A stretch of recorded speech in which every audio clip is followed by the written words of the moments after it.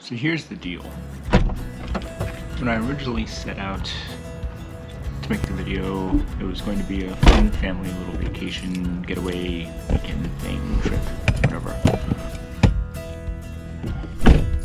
Should be fun. Let's check it out. I had to change things up a bit after the fact because some of the video that I shot I was not able to use.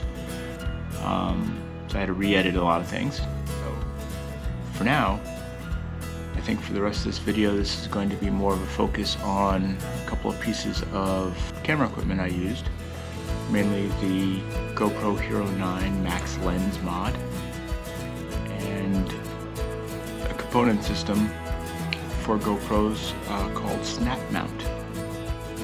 The Max Lens mod and the snap mounts may not be for everyone who might have a GoPro or a GoPro 9. For me, they are very much worth the money. Okay, so real quick, this is the GoPro Max Lens mod. So what this lens does is it acts as a stabilizer to whatever you're filming. It's a wide lens that digitally stabilizes the main section of the footage. And then what happens in the frame is anything attached to the camera will move, but the camera will always keep the frame stable. So your horizon's always stable. It does a really great job to the point of it's magic how it works. You'll see what I'm talking about. The snap mount system comprises of two parts: a back mount that attaches to your GoPro,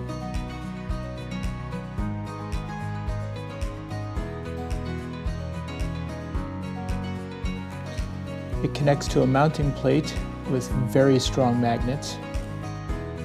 And here's a bonus tip: the back mount can be used as a mount by itself on any metal surface. It also comes with a couple of mounting plates. The mount plates are then attached to whatever multiple mounts you'd like to attach a GoPro to. And then you can just take the GoPro off one mount and attach it to another mount. You don't have the hassle of unscrewing and rescrewing and fiddling with trying to remount a GoPro. You just do this. Snap mount number 1. Snap mount number 2.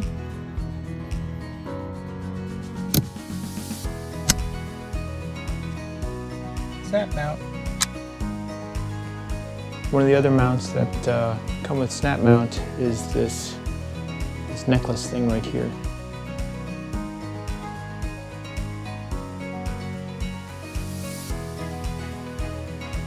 You can tuck this in your shirt. It's like this. You can take your GoPro with its back mount.